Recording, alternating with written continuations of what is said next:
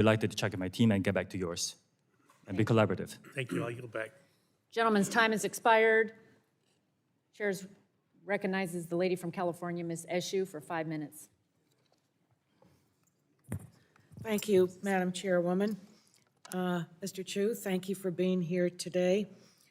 As members of Congress, our very first and top responsibility is to protect and defend. Protect and defend our Constitution and the national security of our country.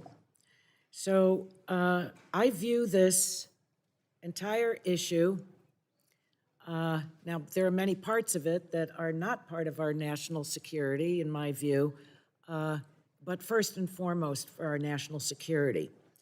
So in examining TikTok breaking away from ByteDance, I'd like to ask you some questions about that and how a severance in terms of the relationship with ByteDance, how user data, American users' data, would be protected. Now, under Beijing's security laws, Article 7 compels companies to provide data.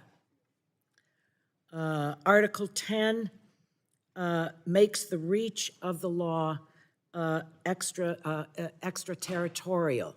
Now, this is very clear. I don't need to read all of it into the record, but those are the laws of the PRC. How does ByteDance, how does TikTok, rather, how do you convince the Congress of the United States that there can be a clean break? Why would the Chinese government sidestep their national law, including Article 7, Article 10, in terms of user data? Congressman, thank you for the question. I'm glad you asked this. As I said in the opening statement, our plan is to move American data to be stored on American soil by the American company. I understand that, but you're sidestepping, or I haven't read anything in terms of TikTok, how you can actually say, and you spoke in your opening statement about a firewall relative to the data, but the Chinese government has that data. How can you promise that that will move into the United States of America and be protected here? Congresswoman, I have seen no evidence that the Chinese government has access to that data. They have never asked us. We have not provided. Well, you know what? I find that actually preposterous. I have looked in. I have really seen no evidence of this happening. And in order to assure everybody here and all our users, our commitment is to move the data into the United States to be stored on American soil by an American company, overseen by American personnel. So the risk will be similar to any government going to an American company asking for data. If that.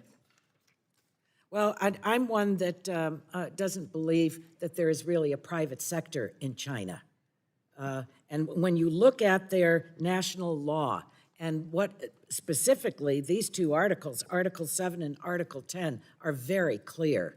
So I think that there is a real problem relative to our national security about the protection of the user data. I don't believe that TikTok has, that you have said or done anything to convince us that information, the personal information of 150 million Americans, that the Chinese government is not going to give that up. So can you tell me who writes the algorithms for TikTok?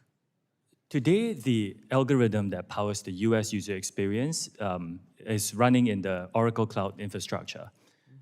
Yes, you know, initially there were parts of the source code, especially at the infrastructure layer, that doesn't touch the user experience. Now, that's a collaborative global effort, including built by engineers in China, just like many other companies, by the way. The phone you use, the car you drive is a global collaborative effort. Now, but today, the business sites and the main parts of the code for TikTok is written by TikTok employees. And, Congresswoman, what we are offering is third-party monitoring of our source code. I am not aware of any company, American companies or otherwise, that has actually done that. Because we are saying